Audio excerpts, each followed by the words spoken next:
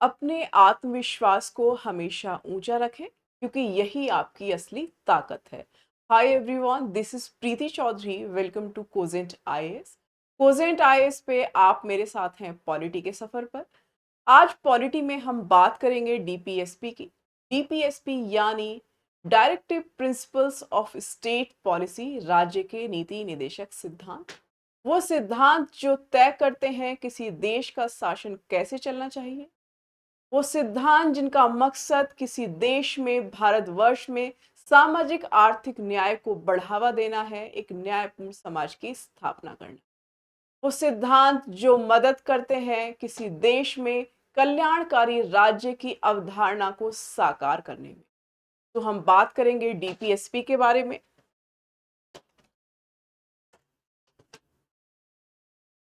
DPSP जो संविधान के भाग 4 का हिस्सा है, संविधान के भाग 4 का हिस्सा है और जिसकी बात अनुच्छेद 36 से 51 तक की जाती है। देखिए, डीपीएसपी की जब हम बात करते हैं, राज्य के नीति निदेशक तत्व, 7th चैप्टर है आज हमारा। ये कहता है कि भारत के संविधान में, मतलब भारत के संविधान में इसकी बात की गई है।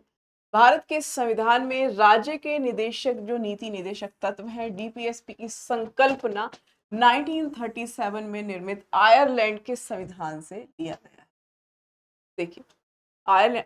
अभी हम डीपीएसपी में क्या क्या बात करेंगे। डीपीएसपी में हम बात करेंगे इसकी उत्पत्ति यानी ओरिजिन के बारे में, इसकी प्रकृति, इसके नेचर को जानेंगे, इसकी महत्व क्या है, इसकी प्रासंगिकता क्या है, साथ ही बात करेंगे फंडामेंटल राइट और डीपीएसपी में क्या संबंध है, उसके बारे में बात करेंगे।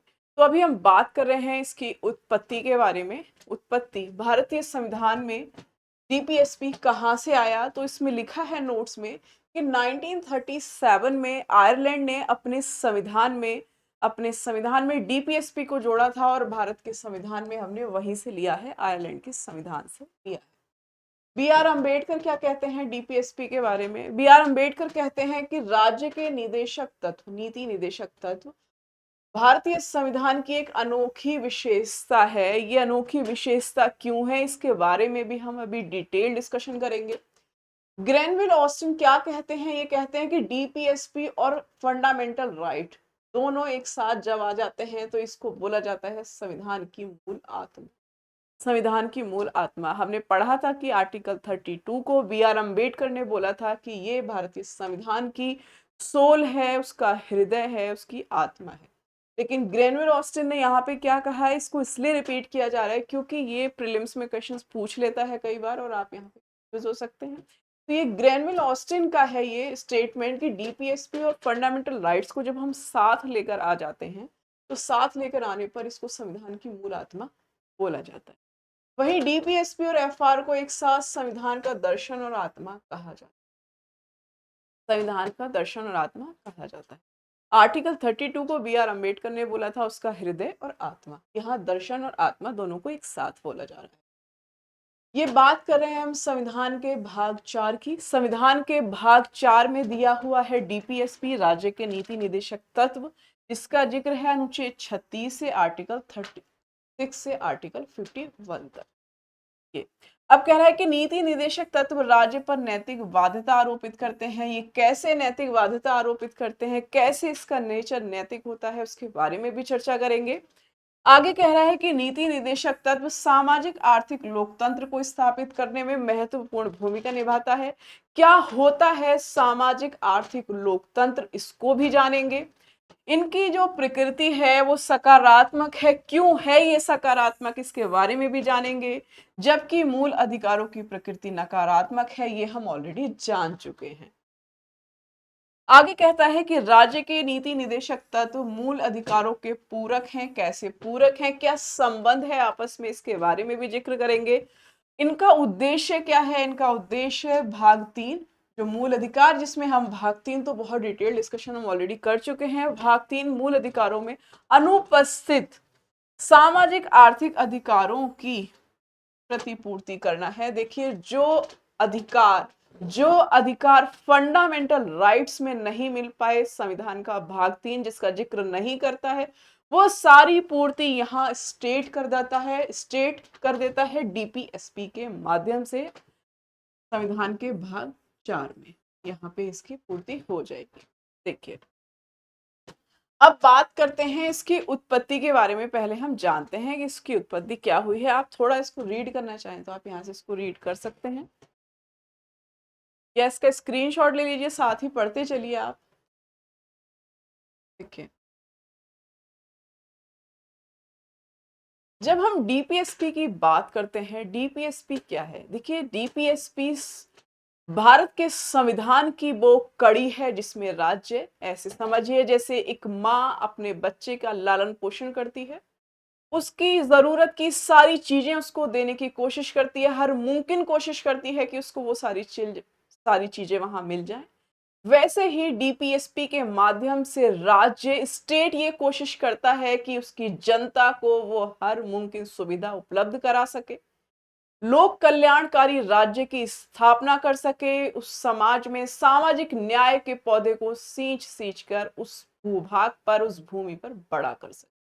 उसी के संबंध में है डीपीएसपी। इसका रेलिवेंस आप पढ़ेंगे, इसके संबंध में क्वेश्चन देखेंगे और उन क्वेश्चंस के आंसर्स को फाइंड आउट करने की कोशिश करेंगे, मेंस को भी समझने की कोशिश करेंगे। तो उस दौरान सबसे पहले हम बात करते हैं डीपीएसपी के बारे में कि किन किन चीजों को हम डीपीएसपी में पढ़ने वाले हैं।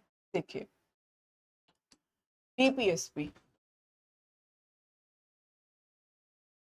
राज्य के नीति निदेशक सिद्धांत में हम सबसे पहले बात करेंगे इसकी उत्पत्ति के बारे में, इसकी उत्पत्ति, इसका ओरिजिन के बारे में बात करेंगे, ओरिजिन के बारे में बात करेंगे, इसका ओरिजिन कहाँ से हुआ।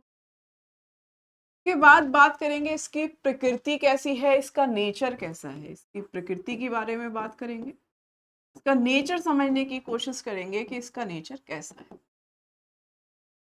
जब हम इसकी उत्पत्ति के बारे में जान लेंगे कि डीपीएसपी को हम कहाँ से लेकर आए, इसका नेचर कैसा है, ये किस तरह का है, उसके बारे में उसके बाद बात करेंगे कि इसका महत्व क्या है, हम इसको क्यों लेकर आए हैं, इसकी जरूरत क्या थी भारत के संविधान में, तो इसके महत्व की बात करेंगे, इसके सिग्निफिकेंस की बात करेंगे, इसके सिग्निफिकेंस की बात करेंगे। इसके बाद बात करेंगे कि इसकी प्रासंगिकता क्या है, इसको लेकर आने की जरूरत क्या थी, इसकी प्रासंगिकता की बात करेंगे, प्रासंगिकता की बात करेंगे। इस तरीके से हम पूरे चैप्टर को डिवाइड करेंगे, प्रासंगिकता की बात करेंगे, इसके रेलिवेंस की बात करेंगे, साथ ही 5वें पॉइंट में हम बात करेंगे कि डीपीएसपी और फंडामेंटल राइट में क्या संबंध है, उस संबंध के बारे में बात करेंगे। डीपीएसपी एंड फंडामेंटल राइट में क्या संबंध है, संबंध के बारे में बात करेंगे। ये देखिए, तो सबसे पहले हम बात करते हैं डीपीएसपी की उत्पत्ति के बारे में, इसकी उत्पत्ति के बारे में बात करते हैं।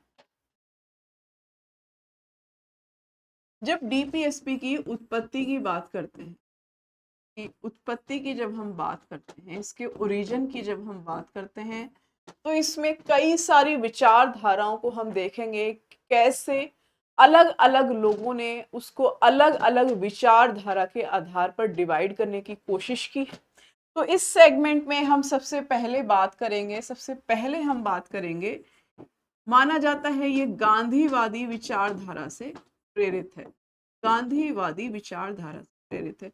और कौन कहता है कि ये गांधीवादी विचारधारा से प्रेरित है? देखिए, एक विद्वान हुए जिनका नाम था श्रीमन नारायण अग्रवाल, जिन्होंने लिखी है एक पुस्तक 1946 में, Gandhian constitution for free India, free India के लिए गांधीयन कॉन्स्टिट्यूशन, उन्होंने एक बुक लिखी और उस आधार पर, अपने विचारों के आधार पर उन्होंने जब डीपीएसपी को देखा तो उन्होंने कहा कि ये कौन है, ये गांधीवादी विचारधारा से प्रेरित हैं। तो ये किसने कहा, ये कहा श्रीमन नारायण अग्रवाल, श्रीमन नारायण अग्रवाल ने ये बात बोली, ये गांधीवादी विचारधारा से प्रेरित है। देखिए, गांधीवादी विचारधारा से डीपीएसपी प्रेरित है, इसके बारे में भी अभी हम डिटेल डिस्कशन करेंगे आगे। अभी केवल हम भूमिका बनाने की कोशिश कर रहे हैं कि हम इसमें बेसिकली पढ़ने क्या क्या वाले। दूसरा, सरदार वल्लभ भाई पटेल ने इसको कहा कि ये तो उदारवादी विचारधारा से प्रेरित है। उदारवादी विचारधारा से प्रेरित है। ये किसने कहा? ये कहा पटेल ने। ये बात किसने कही? ये पटेल ने कहा। सरदार वल्लभ भाई पटेल ने। ऐसा क्यों कहा? देखिए, उदारवादी अगर कोई चीज होती है तो वो व्यावहारिक बहुत होती है। तो ये जो डीपीएसपी है, इसका क्रियान्वयन जैसे होता है, इसको जैसे स्टेट लागू करता है, वो बहुत ही व्यावहारिक होता है। इसलिए पटेल ने कहा कि ये तो उदारवादी विचारधारा से प्रेरित है। तीसरा, इसको कहा गया समाजवादी विचारधारा से प्रेरित है। समाजवादी विचारधारा से प्रेरित इसको बताया गया, और समाजवादी विचारधारा से इसको प्रेरित बताया जवाहरलाल नेहरू ने। कहा ये तो समाजवादी विचारधारा से प्रेरित है। ये किसने कहा? ये नेहरू ने कहा। और इसमें हम अभी ऑलरेडी पढ़ चुके हैं। आपने अभी यहाँ पे पढ़ा कि हमने इसको कहाँ से लिया है। आपने नोट्स में इसको पढ़ा कि हमने लिया है इसको आयरलैंड के संविधान से, जो कब बना था? 1937 में। ये आयरलैंड के संविधान में शामिल हुआ था, वहां से हमने इसको लिया है। तो हमने इसको एक सोर्स और कहां से मिला? आयरलैंड के संविधान से। आयरलैंड के संविधान से, के संविधान से हमने इसको लिया है। इसकी उत्पत्ति के बारे में हम बात कर रहे हैं। हो सकता है प्रीलिम्स में ऐसा क्वेश्चन पूछ लेता है अमूमन, तो आप यहाँ से देख सकते हैं। इसके अलावा एक जिक्र और आता है कि इसको हमने कहाँ से लिया है। इसको माना जाता है भारत शासन अधिनियम 1935 से प्रेरित इसको माना जाता है। भारत शासन अधिनियम, कोई भी ऑप्शन आए आप करेक्ट कर देना। भारत शासन अधिनियम 1935 1935 के इंस्ट्रूमेंट ऑफ इंस्ट्रक्शन से इसको प्रेरित माना जाता है। इंस्ट्रूमेंट ऑफ इंस्ट्रक्शंस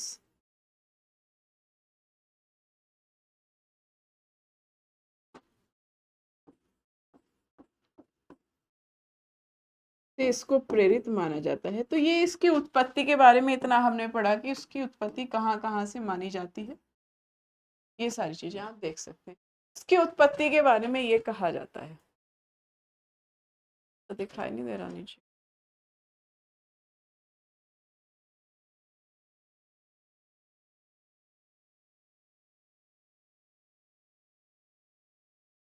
देखिए,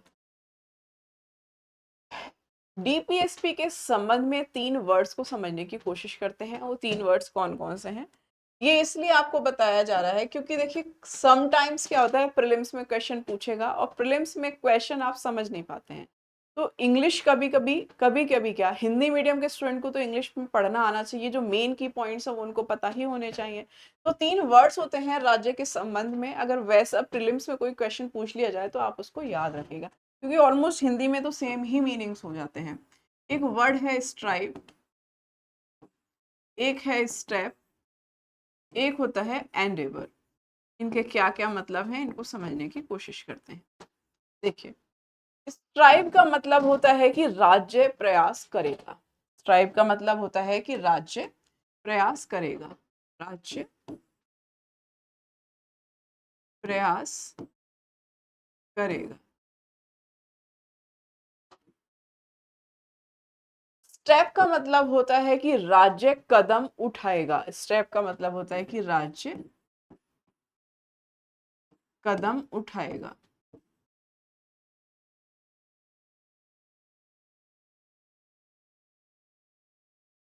ये 2 वर्ड्स आपने समझे, 2 मीनिंग को समझने की कोशिश करी। स्ट्राइव क्या होता है, स्टेप क्या होता है। स्ट्राइव का मतलब होता है कि राज्य प्रयास करेगा, अपने एंड से वो हर मुमकिन सुविधा प्रोवाइड करने की कोशिश करेगा, प्रयास करेगा। स्टेप राज्य कदम उठाएगा, कोई भी काम करेगा, कोई योजना लेकर आएगा, राज्य कदम उठाएगा। एंडेवर का मतलब होता है कि राज्य प्रभावी प्रयास करेगा, वो पूरी कोशिश करेगा। राज्य प्रभावी प्रयास करेगा, प्रयास करेगा, राज्य प्रभावी प्रयास करेगा, परंतु परंतु परिणाम की कोई गारंटी नहीं। परिणाम की कोई गारंटी नहीं है, परंतु परिणाम की कोई गारंटी नहीं है।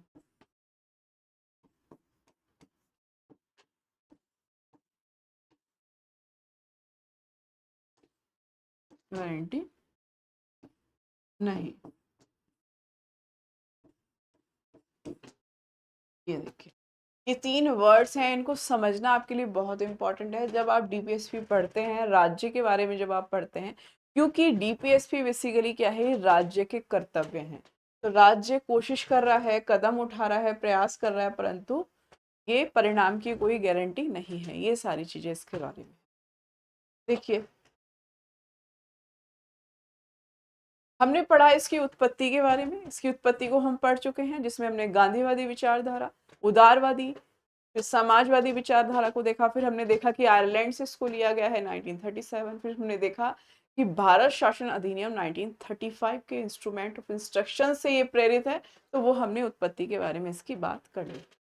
अब हम बात करेंगे इसकी प्रकृति के बारे में, सेकंड पॉइंट के बारे में बात करेंगे कि इसकी जो प्रकृति है वो कैसी है, प्रकृति के बारे में बात करेंगे।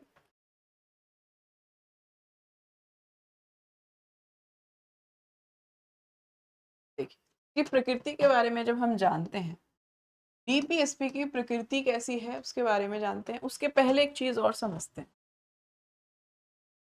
इसमें कह रहा है कि नीति निदेशक जो सिद्धांत है, नीति निदेशक तत्व जो है, ये क्या है। ये पहले प्रकृति को ही समझते हैं, नैतिक बाध्यता को, उसके बाद उसको। देखिए, प्रकृति की जब हम बात करते हैं, डीपीएसपी की प्रकृति किस तरह की है, डीपीएसपी की प्रकृति,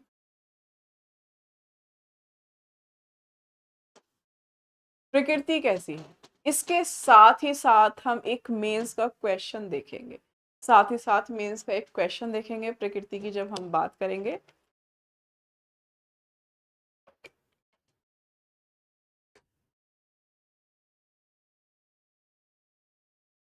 मेंस में आपसे पूछ दे कि डीपीएसपी को देखो, इसमें हम इसका नेचर तो हम जानेंगे कि किस तरह का है, नकारात्मक है, सकारात्मक है। नोट्स में हमने ऑलरेडी देख लिया कि सकारात्मक है, जानेंगे कि क्यों है। जब हम इसकी प्रकृति के बारे में जानेंगे तो इसको थोड़ा सा कंपैरिजन करेंगे फंडामेंटल राइट। ठीक है, अब इसके साथ ही एक मेंस का क्वेश्चन देखेंगे, उसमें कहेंगे कि देखिए, अगर फंडामेंटल राइट की बात करी हमने, अब हम कर रहे हैं डीपीएसपी कि डीपीएसपी को पुण्य आत्माओं की आकांक्षा मात्र क्यों कहा जाता है, इस क्वेश्चन को फाइंड आउट करने की कोशिश करेंगे।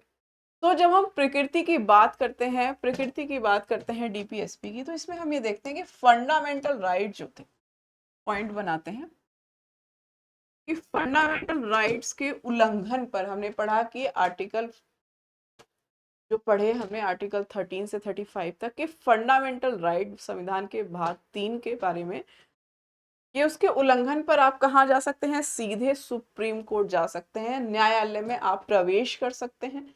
लेकिन डीपीएसपी के उल्लंघन पर या उसको क्रियान्वयन कराने के लिए आप सीधे न्यायालय नहीं जा सकते।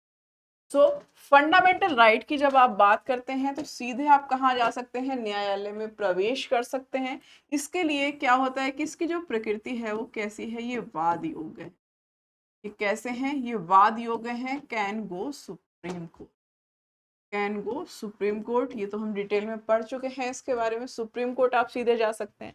लेकिन जब आप डीपीएसपी की बात करते हैं, देखिए, फंडामेंटल राइट के उल्लंघन पर आप सीधे न्यायालय में प्रवेश कर सकते हैं, लेकिन डीपीएसपी के क्रियान्वयन के लिए आप न्यायालय नहीं जा सकते। इसलिए क्या है, ये अवाद योग्य हैं, अवाद योग्य है, can't go supreme court, can't go supreme court. आप सुप्रीम कोर्ट नहीं जा सकते, बल्कि इसको लागू करना ये किसका कर्तव्य है, ये राज्य का कर्तव्य है। डीपीएसपी को लागू करना ये किसका कर्तव्य है, ये राज्य का कर्तव्य है,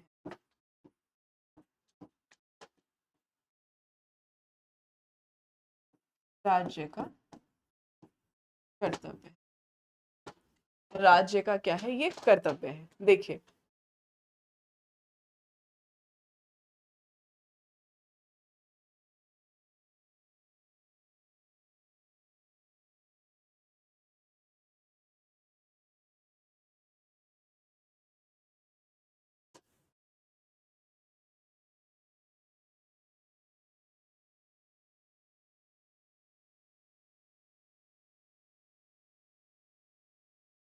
इसको लागू करना किसका, राज्य का कर्तव्य है। ठीक है, तो ये हमने समझा कि ये अवाद योग्य है। लेकिन जो डीपीएसपी है, अभी हमने समझा कि माँ का क्या करता है, माँ क्या करती है, अपने बच्चे के लिए कोशिश करती है कि हर संभव सुविधा उसको दे दी जाए। तो वैसे ही डीपीएसपी के माध्यम से स्टेट भी यही करता है, राज्य भी यही करता है कि हर संभव सुविधा राज्य तक, जो जनता है वहां तक पहुंचाई जाए। इसलिए क्या है कि डीपीएसपी, लेकिन आप सुप्रीम कोर्ट नहीं जा सकते। क्यों नहीं जा सकते, अवाद योग्य है, आप सुप्रीम कोर्ट क्यों नहीं जा सकते? क्योंकि देखिए ओवरऑल हमने पढ़ा है कि 17.5% जो है पॉपुलेशन है ओवरऑल वर्ल्ड की इंडिया में। वहीं हम 2.6% लैंड पर रहते हैं ऑल ओवर द वर्ल्ड। लेकिन पूरे वर्ल्ड की जो 2.6% लैंड है उस पर हम रहते हैं। तो इससे हमें ये पता लग रहा है कि कितने कम संसाधनों में हम सरवाइव कर रहे हैं। ऐसे में राज्य अपना कर्तव्य निभाता है, वो अपनी जनता के लिए भरपूर कोशिश करता है कि हर सुविधा दी जाए। लेकिन ये क्या प्रैक्टिकली पॉसिबल है? राज्य, इसीलिए हमने इन 3 वर्ड्स स्ट्राइव, स्टेप, एंडेवर को समझने की कोशिश की कि राज्य प्रभावी प्रयास तो करता है, कोशिश तो पूरी करता है, लेकिन परिणाम की गारंटी नहीं। तो इसलिए क्या है, ये अवाद योग्य है। आप जान नहीं सकते कि देखिए राज्य का ये कर्तव्य है कि हमें ये इस तरह की सुविधाएं प्रोवाइड कराए, लेकिन राज्य नहीं कर रहा है। आप न्यायालय को ऐसा नहीं बोल सकते हैं आके कि ऐसी सुविधा प्रोवाइड कराए, क्योंकि संसाधनों के हिसाब से राज्य के पास जितनी सुविधा होगी उस आधार पर वो सुविधाएं प्रोवाइड कराएगा, ये लागू कराएगा डीपीएसपी देश के अंदर। पहला पॉइंट।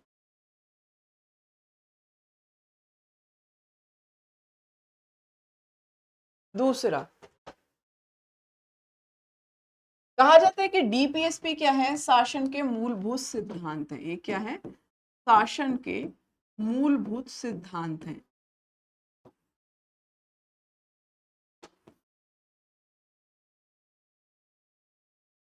मूलभूत मूलभूत सिद्धांत हैं।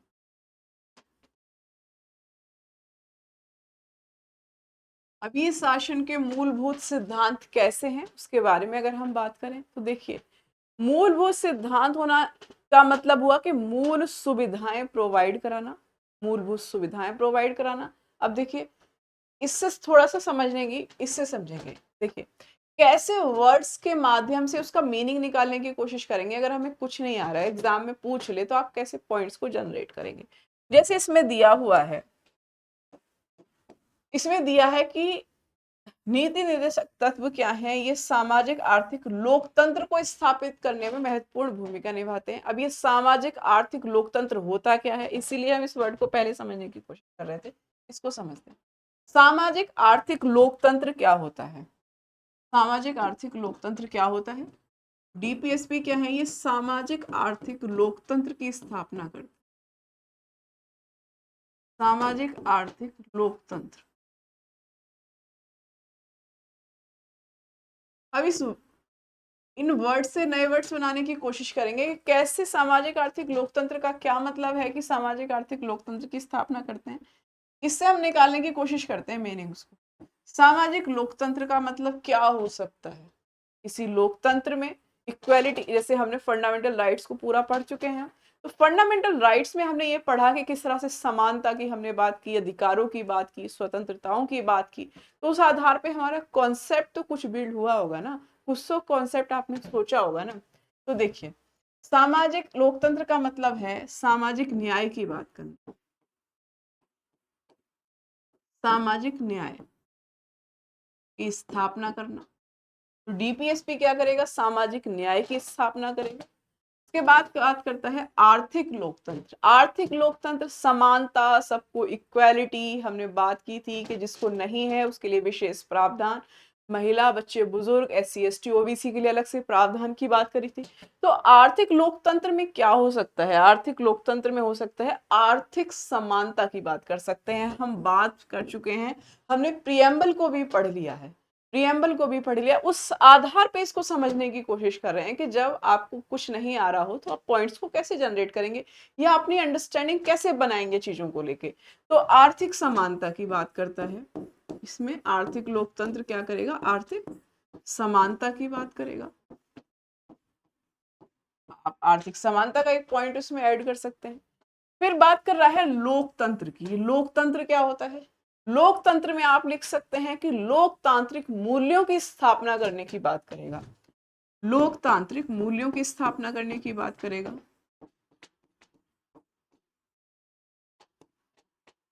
मूल्यों की स्थापना करने की बात करेगा और वहीं सबके आधार पर एक कल्याणकारी राज्य की स्थापना करना तो लोकतंत्र का मर्म है ही। कल्याणकारी राज्य की स्थापना करना, राज्य की स्थापना करना।